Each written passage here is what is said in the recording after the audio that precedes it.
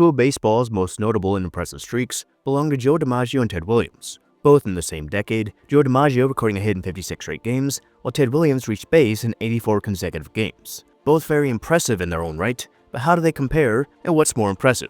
So let's take a look at two of baseball's greatest streaks. Totally sports-esque. Major League. Before we begin, we have a new daily newsletter that gives you stories from the strange world of sports, along with new updates. It is completely free if you are interested, and a link will be available in the description and the comments.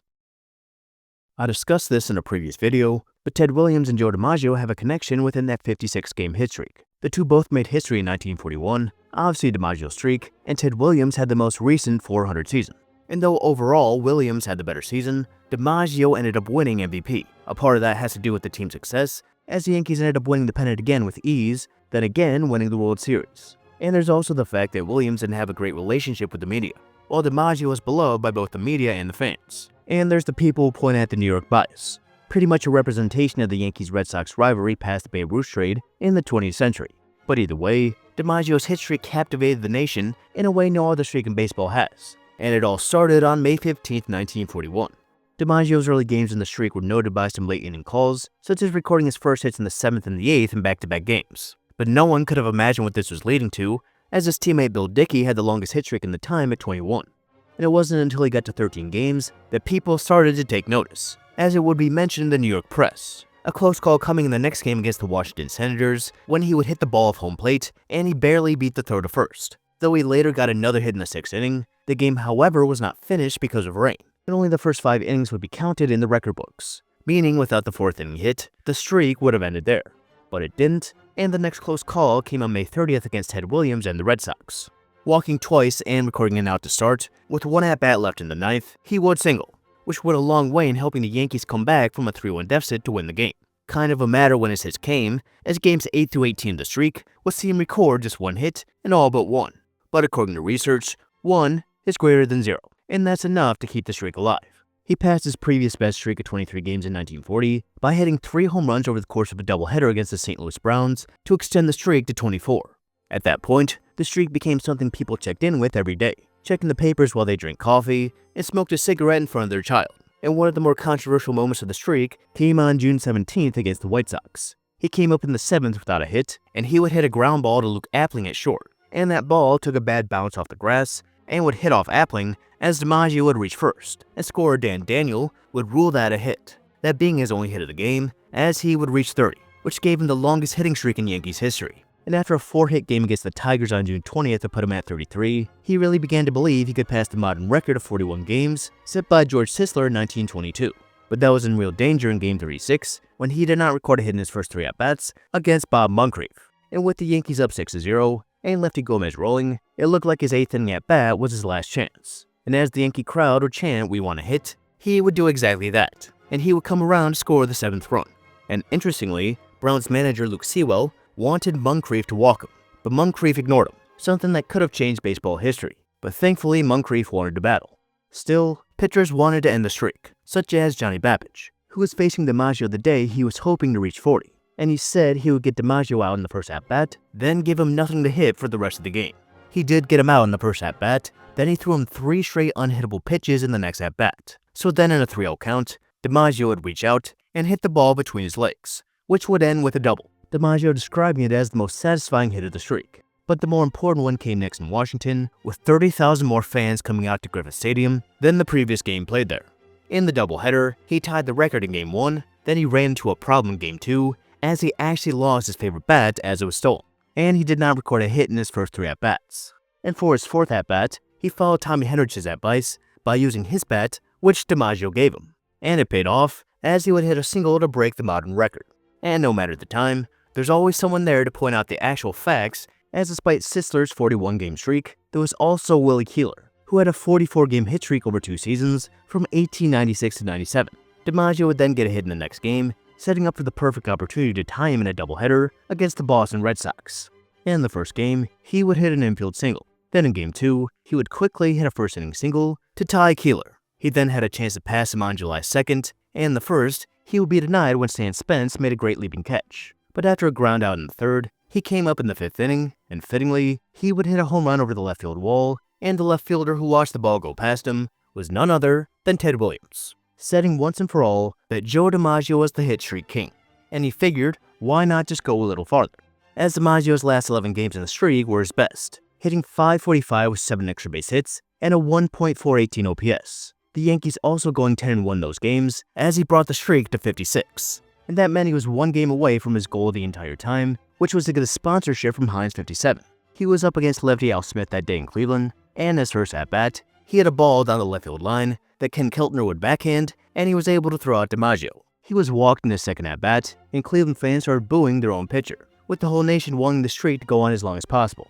And it's very important to note that walk for what came later. But in his third at-bat, Keltner again made a nice backhand to deny him a hit again.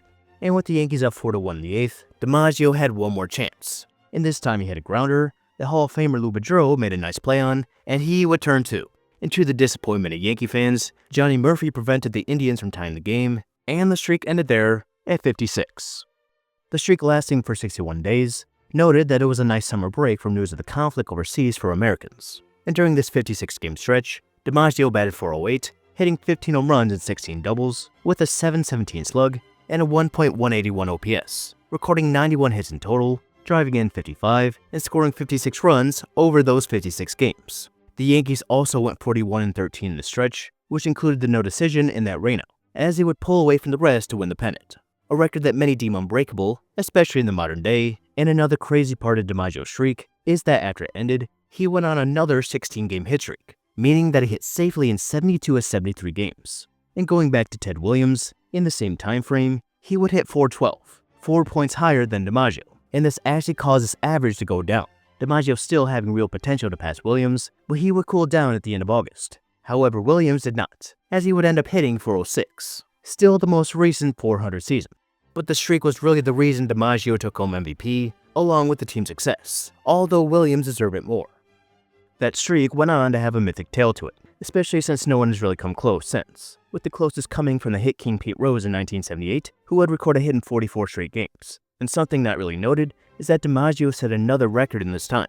Going back to the game that ended the streak, he still drew a walk, and with his next hit streak, he reached base in 74 straight games, which may be more impressive than the hit streak itself. But does that still mean the hit streak was the most impressive streak of the decade? 1941 being the last year before Major League players joined the war effort, DiMaggio missing 1943-45, along with Ted Williams, who would serve again in 1952. Williams winning the Triple Crown the year after hitting .400 and still not winning MVP. But in his first year back in 1946, he would finally get his MVP after hitting .342 with 37 home runs and a 1.164 OPS. He would win the Triple Crown the next year, and again he didn't win MVP. And after hitting .369 the next year, that led him into arguably his best year in 1949.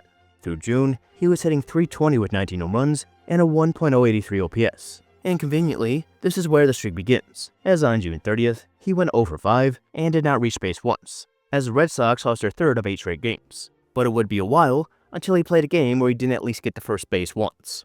Williams was notorious for having one of the best eyes in baseball history, aided by his 2010 vision. His 20.64% is the highest walk-to-plate appearance total in MLB history, and though he went 0 for 2 on July 3rd, he walked twice, which unknowingly kept the streak alive. And he had another one of those games the next day, in the second game of the 4th of July doubleheader. Only he had just one walk, and that walk was intentional. You can put an asterisk if you want, but this intentional walk came in a tie game in the 7th, with 1 out and 1 runner on.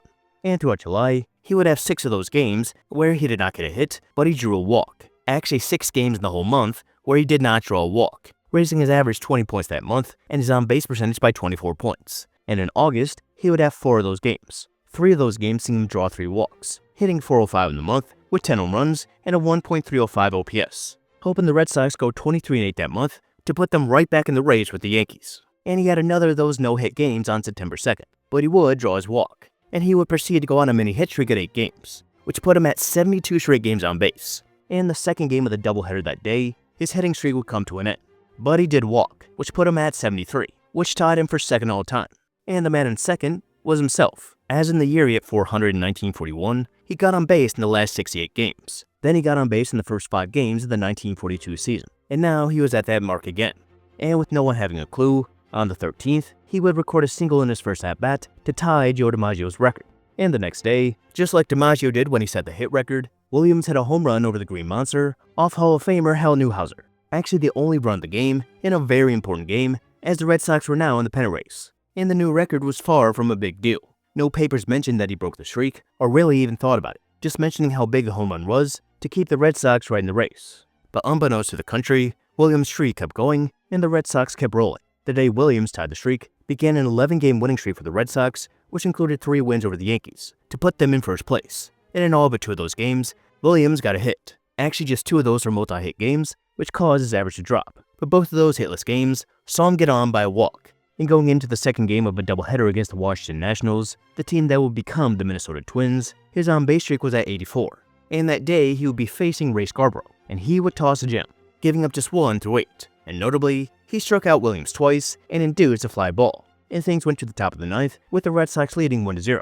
And the Red Sox went down 1-2-3, with Williams on deck. So the only way the streak had a chance to live on was extra innings. And the Nationals wouldn't waste time, as after 3 singles and a bunt, the game was tied. Another single loaded the bases, then Mel Pardo came in, and though he got Al Evans out, with 2 outs, he threw a wild pitch to end the game. And for the first time in 84 games, Ted Williams did not reach first. A bit of a disappointing end to the season, as he would hit just 200 in the last 10 games. And despite the 11-game win streak, the Red Sox lost the last 2 games of the season to the Yankees to lose the pennant. Just another one of the many heartbreaks for the team in the time. But they would have had no chance without Ted Williams, which is why he won the MVP. On June 30th, when Williams did not reach first, the Red Sox were 8 games out and 4 games over 500, and Williams was hitting well below his standards at just 320. But over the next 84 games, the Red Sox went 60-24, and they were briefly in first place, but unfortunately they would lose. And as for Williams, he hit .371 with 24 home runs, 20 doubles, driving in 80, with a 1.213 OPS, a higher OPS over 84 games than DiMaggio during his 56-game hit streak. Granted, that's aided by his 92 walks. No surprise that DiMaggio hit Williams in his 74-game on-base streak compared to Williams. And really, Williams' 73-game on-base streak was more impressive. His OPS 200 points higher, walking more times, and doing this amidst the pressure to keep his 400 average, which he did, as over those 73 games, he would hit .428. There have only been 6 times in MLB history a player got on base for 60 or more straight games, 2 of those by the same player, and 2 in the same season. And of these 5 players, there's a polar bear in Arlington with Orlando Cabrera. What makes it even more strange is he only hit .303 with a .372 on-base percentage and a .791 OPS, walking just 27 times, getting hit by a pitch twice, and reaching on error 3 times. A pure anomaly that statistically makes no sense. But you have to give credit to him for finding a way to get to first every day. But what streak is more impressive between the 2? The streaks in themselves have the basics in common, one all about doing anything to get to first, while the other does it the cool way that excites the fans. There's a reason the streak was huge news. People are excited to see a hit versus cheering for a walk. Every newspaper covered the end of DiMaggio's streak, while no one covered Williams' streak coming to an end. And it was hard for people who read the newspaper to keep track anyways, as they didn't put walks in the box score. And walks still don't get people going like a base hit. But what has made both streaks so impressive in the decade since is that players haven't come close to breaking those streaks. Pete Rose in 1978 the closest to DiMaggio's streak since at 12 games, while for Williams' on-base streak, Cabrera has come the closest since, and he was 21 games away. That's 75% of the streak, while Rose was 78.5% of the way there. Williams and DiMaggio really extending these streaks to the point that they seem unbreakable. But which one has a better chance to be broken? Well, in this era, it appears to be Ted's, as averages continue to fall, while there is still a focus on getting on base. Not that on-base numbers are much better now either. Then again, DiMaggio and Williams didn't have to face relief pitching matchups and even shifts. It ultimately comes down to these both being insanely impressive in their own ways, and a little easier to compare being in the same decade.